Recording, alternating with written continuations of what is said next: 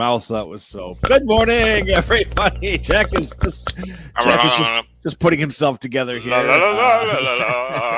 We are unique New York. Unique New York. You got to do things like that. So here we are. We're back on a 29th of December 2025. As I was commenting before, it's the last great open, clean slate day of 2025. Monday. It's the last Monday. Oh, my God. I'm not ready for it. How did you spend your last... Well, start. Do you have the music? Not the theme, do you? Yes. How much you can pay for it? Here you go. Here's Jack. Here's Jack.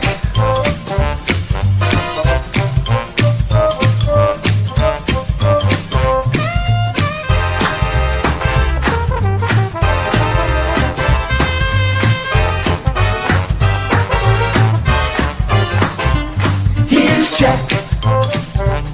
Here's Jack.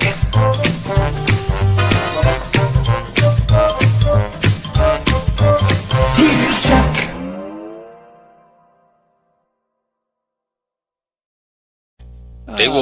They will be playing that at Dick Clark's. Even though he's dead, they still call it Dick Clark's Rockin' New Year's Eve with Ryan Seacrest. That'll be the song. Seacrest is getting to be as old as Clark was. He's been around. Nobody will be as old as Dick Clark was. Yes, they call him the oldest living teenager. Did you like Dick Clark? I love that show. I never missed it. American Bandstand? I watched that a little bit. I mean, that was a little before my time, I guess, but it was still on through the 80s and part of the 90s. But it wasn't before your time. You're just out of it. Its heyday was. I mean, I don't think everyone. What about Soul Train? I watched a little Soul Train at my time. Soul Train was much better. With Don Cornelius. Well, I think you and I both take a page out of Don Cornelius's book when we go live every morning at 8 a.m. We're just that smooth. We are smooth. It's like a... I better not say it. It's a wonderful day. Yeah, you better not. We've almost made it through 2025 without getting jerked off the air. Did someone say jerk off? Miracles never cease to occur. And you know what else is miraculous? An organization like these guys would underwrite us. Olson's Piggly Wiggly. Since 1984, an active member of the Cedarburg community. Ryan and Leighton started the whole shebang, and they're doing a heck of a job. We'll talk about this, but you need something for New Year's Eve. It's party time, baby. Whether you need Shakarooty supplies or you need champagne. Or you need a tiger cake. A zebra cake. Zebra cake. I know. The Olsons, they're going to have something. I got news on upgrade to one of our all-time favorite snacks. Okay. But we'll get to that. So Olson's Piggly Wiggly has it, and they just nice people too. So there. Yeah. So don't do New Year's Eve without them. That Piggly Wiggly rocks. I mean, they're busy most of usually that's a hub. That's like a community hub. That's a community hub. They're doing something right. You think? Yeah, well, they got, they got food. That helps. But, that helps. No, they have a lot of the people in the bakery are very nice, and I try and stay away from the deli it's just, and you like going there, you go there for lunch sometimes. I do. I like their hot bar, and it gets hotter when I get there. Oh, God. Well, yeah. So, I got big news. Yeah. Yep. Terry Sweet. Because of us, he had his world premiere here on the show. Right. He has surpassed 150,000 views on Facebook. And very nice. He's even included in some Spotify New Year's Eve playlists. Nice. All because of us. And we're taking credit for all this. Is that the line? Okay. I want to make sure that I run with that. You didn't send a memo out that we would be claiming full credit for all of Terry Sweet's success. Of course. Okay. He knows that. I mean, he does now. That's the risk you take by. You're welcome. You're welcome, Terry. By being a guest on the Jack Henke Show. The risk you take is you will eventually absorb. Like a fungus, we will absorb all of your goodwill. Do you drink champagne? I have in the past. It's not my favorite thing in the world. Maybe because I've always had bad champagne. Andre's Cold Duck doesn't count as champagne. That's the $2.99 bottle of garbage. MD 2020. Yeah. Yeah. No, I certainly not throughout the year. I don't crave like, oh, we gotta. With our burgers tomorrow night, we gotta have some champagne. I mean, that won't fall out of my mouth. I don't know. No. You know what goes really good with a zebra cake? I like to dunk them in champagne. Oh. It's just not something that you do. So I don't know. I'm not sure if it has. Besides celebrating something or smashing it against the side of the boat like Ted Knight in Caddyshack. You broke my boat. I don't know what use it has. A birth, a wedding. Okay, fine. So it's celebratory liquid. Which sounds... Shut up over there. Yeah. None of your business. You said it. Hey, no, I could drink it every day. It's really, yeah. So you're like a fan. Yeah, it's I've never refreshing. been a fan of champagne. It's refreshing. It is. I mean, it's fine. And the bubbles keep it. A lot of people just can't handle the bubbles. And bubble to me keep it light. It's like having a soda. It's having like a wine soda. A carbonated wine. The classy champagne makers are going to run with that one. Hey, we're like wine Jolly Good. Whiny good. It's nice. At the bottom of the bottle is a joke, like they used to have in the Jolly Good cans. That's right. Oh, I forgot how old you are. That's right. Whiny good.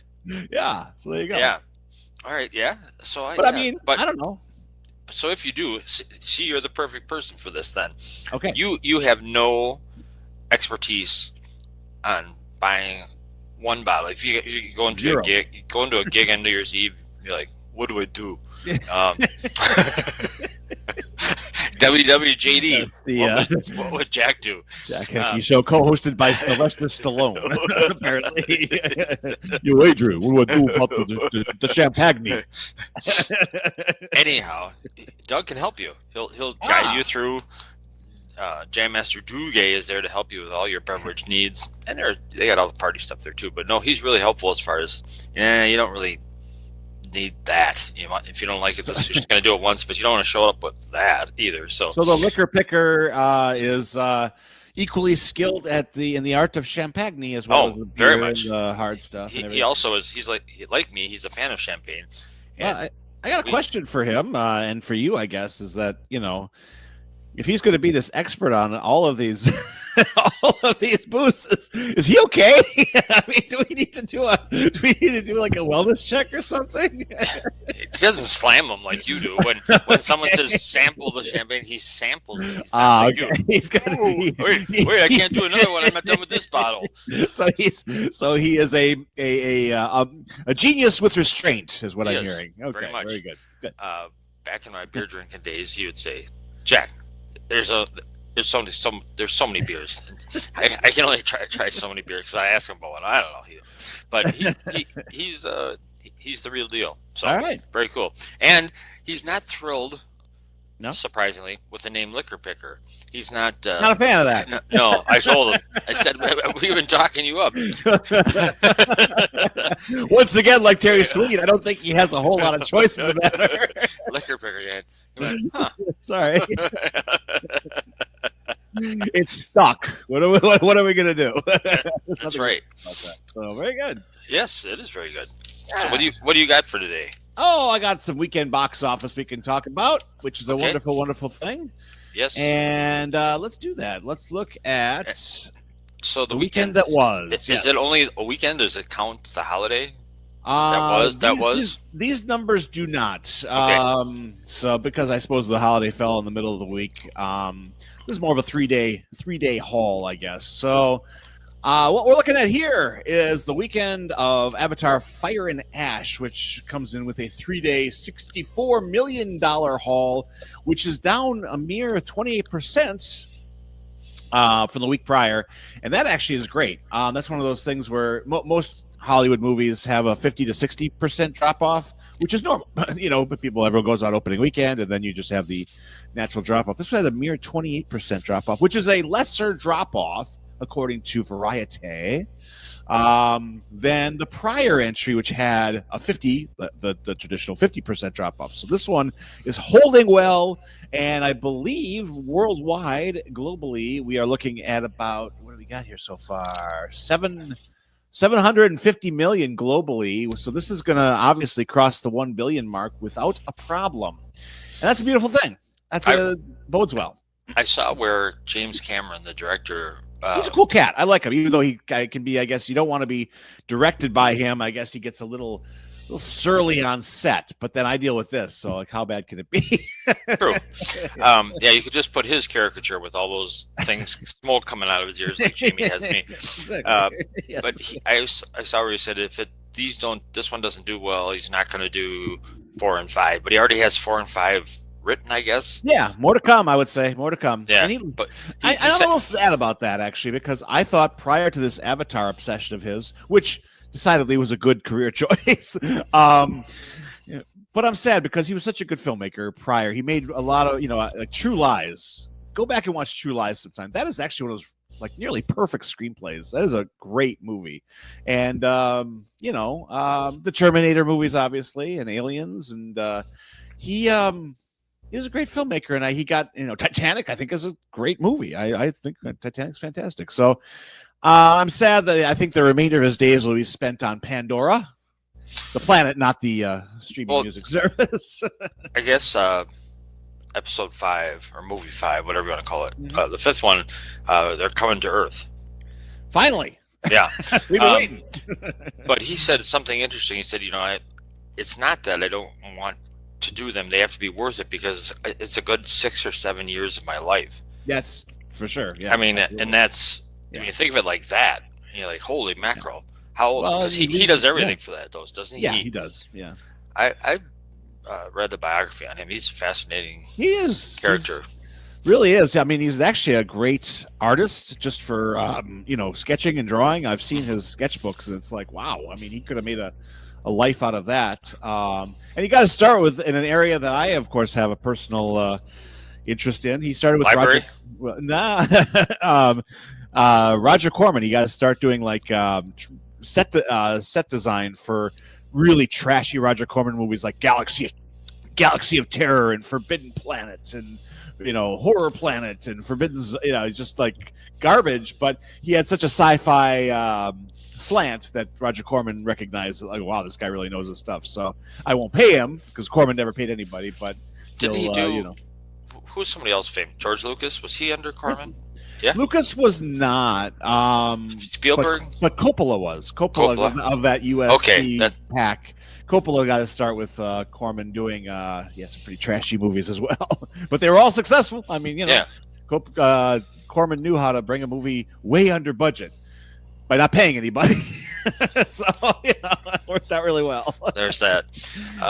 But they all got careers. I mean, I don't think any of them, if you ask them, they're all grateful to have that Roger Corman back. Ron Howard's first 2 movies were with Roger Corman. He made a couple of car crash movies called Eat My Dust and Grand Theft Auto. What was the second one? Grand Theft Auto. Oh, he made I remember Eat My Dust. That's great. Yeah, those movies are fun. I mean, and he wanted to direct so bad. He was just Why did he want to direct so bad? Just that good. Having been around it for so long, his whole life, I think that was where he was more into the technical thing. I think Opie wanted to get away from Mayberry and get behind the camera. All right, so if you could be anything connected to a movie, any role, I don't mean actor, director, producer, what screenwriter, what would you choose? One and one only. Stupidly, I would choose screenwriter because they're the ones who are dumped on the most in Hollywood and loathed and have the worst. But that's and I have directed. I mean, I actually have, and I like doing that, but that's too nerve-wracking for me, especially at this age. I would direct if I had if someone would if I had a huge budget behind me, and like if it rained, a lackey would bring me a raincoat. and it was a really good spread, for breaks, I would direct because I would need it to be really cush. Because directing, otherwise, Really it's cush. just direct. It's just guerrilla warfare. If you're directing with no to low budget, just watch the documentary on Coppola and Apocalypse Now, Hearts of Darkness, and you'll see how much fun directing can be. I'm in the middle of Cambodia with a camera and 5 stoned actors and a movie studio that keeps calling saying, "Where's our money? Where's our film?" People either who have worked with him either love him or hate him. There are not a lot of directors that like that, right? You should understand that, Jack. Yeah, I work with you. That's how people, they either hate you or hate you more. Hey, I bring the zebra cakes. Why I should get no hatred. So, of the movies you saw in 2025, what's your favorite? Ooh. Don't do that. I can do that. It's easy. It's easy. It's actually it's a slam dunk. It's just one battle after another. Really? Done. Yeah, done. Yeah. Because it has got everything for everyone, even though some people it will rub the wrong way because of its perceived incorrectly leftist politics. Just because the characters on screen are leftist anarchists, that doesn't mean that the film is rubber stamping their activities and saying we endorse this. They're just characters who happen to be that. And it's sad that I feel bad for people who with political ideology on either side of the aisle cannot enjoy entertainment because they have this blocker, this barricade. We're like, oh, there's something that looks right wing. There's something that looks left wing to me, and I can't look at it. So I think you're limiting yourself, and that's unfortunate. So yeah, but none of those people are watching our show, so we're fine. Our audience is brilliant, so All right, do you want to hear? I should finish. I want me to round out the. Yes, we don't want to leave anything dangling here. Number 2, Zootopia 2, doing very well still. That's a holdover from Thanksgiving. That domestically has 321 million. That is a rousing success. Marty Supreme, the movie that you didn't care too much for, at 15 million. That actually had a huge weekend. It overshot expectations. It's probably the Chalamet. Factor, and which is great because you know what Chalamet is, and I think I'm glad. Yeah, he's a movie star. He's somebody who actually can bring people to theaters no matter what the movie. So I think that's cool. And that's why I was interested in it because he was in it, and he's very good. He was excellent in it. There you go. It was just terrible. Yeah. I'm going to go see it. I can't wait to go round and round with you on this one. The Housemaid, adapted from the Frida McFadden book. There we go. A book connection there. The Housemaid did very well. That's a low-budget movie, just like a low-budget thriller. Kind of, it looks like they were patterning it after all those great, sexy thrillers of the 90s, Fatal Attraction and... Color of Night with Bruce Willis and Indecent Proposal. I mean, I love that stuff. That was all really sordid and, I love those movies. And this movie looks like it's that. And it's actually got really pretty decent write-ups. That's Sydney Sweeney in that one, another person who seems to be able to bring people into the theaters. So that did really well. Number 4, number 5, another Anaconda movie, but I think this one's played for laughs with Jack Black. So obviously it is. So it's a horror comedy. And Paul Rudd. Yeah, absolutely. So that did relatively well. And then rounding up the rest of the top 10, we got David, the new SpongeBob SquarePants movie, The Search for SquarePants. Song Sung Blue opened number 8. Milwaukee connection there. Number 9 is Wicked for Good. And finally, Friday Nights at Freddy's, number 2. That's your top 10 box office brought to you by me. Yeah, that's the second. Second Five Nights at Freddy's. Yeah, number 2 was 10. Okay, gotcha. Okay, there you go. Yes, good stuff. All right. Yeah, so you're happy with the way I'm happy. Going. I'll tell you, man. There are the box office is up like 25 or 30% from last year. It's actually theaters were rocking this year, and I just hope that Hollywood gets the message that there's like everything I just mentioned. The top 10, that's easily $1 billion laying on the table right there, and Hollywood's like, we're gonna get rid of theaters and just do streaming. Okay, can I have that $1 billion then? Since you guys don't want it. So yeah, it's a very strange time, and it's like I think that we're still restoring from the strike and from COVID. I mean, that was a huge wrecking ball to that industry, and I think the industry is picking up. So there's no reason to torpedo it just because of lame bean counters, right? So right. Go. Okay. Yep. I got a movie. I got a movie list for you. You're not. Oh, excellent. We're done with the Christmas songs finally. I thought we had 200 more. Thanks to me, we got through them. Yes, if you would have just stopped, complaining, for God's sakes. You asked too much of me. People demanded that I finish the list, and did they? All right. Well. Okay, this is from the online periodical Mental Floss. I don't know if you've heard of that one. They're fun. Yeah. This is a list of 7 movies, and is seven movies from the 1980s. Movies so great Hollywood could never remake them. But they'll try. You want me? I'll just fire through them. You do one sentence or less. You got Number 1, E.T. Don't touch it. Number 2, Scarface. Did you like Scarface? Scarface was a remake anyway, because that was a 1931 Paul Muni movie, and then the one you're probably talking about is the Pacino one from 83. It's from the 80s. I just said from the 1980s. Yeah. I do it again. Why not? I think we could remake that. I'd remake it. It says here, last note on Scarface, the movie is already a remake of a 1932 version. Luca Guadagnino, yeah. Was supposed to be directing a new Scarface, but that project is no longer in development. That's a shame. I think he'd actually do a good job with it. Okay. Number 3, The Shining. You know what? I could live with a remake of that too. Yeah, why not? Okay. Number 4, everything Brazil. Stephen King. Yeah. I'll read the years. I'm sorry. E.T. was 1982. Scarface was 1983. The Shining 1980. I went and saw that in the theater. That scared the living bejesus out of me. It could again. Number 4 is Brazil from 1985. No, don't touch. That's my number 1 movie of all time. That's the top. So we don't touch that movie. If someone tried, I would spit food. Oh, really? Yeah. Get me over to Olson's Piggly Wiggly to buy some food to spit. The satire still holds up really well because bureaucracy never went away. If anything, it got worse. That makes the movie feel timeless, so the remake would be wholly unnecessary. Speaking of Brazil, my delightful, glorious, wonderful Jenny was up this weekend, and she brought me for a gift. She's been buying me lobby cards. You know what lobby cards are? My favorite. Okay, so that's kind of collectible now, but back in the day, the studios would put out these 8.5 by 11 stills of the movie on glossy paper that movie theaters would put in their lobby to advertise the movies coming out. And so, but they don't do it anymore because we can't have fun anymore. So, so lobby cards have become kind of a collectible item. And she brought me some Brazil lobby cards this weekend, and that was wonderful and cool. And yeah. She gets me. She does get you. I don't get it, but she gets you. From 1980, number 5, Airplane. Yeah.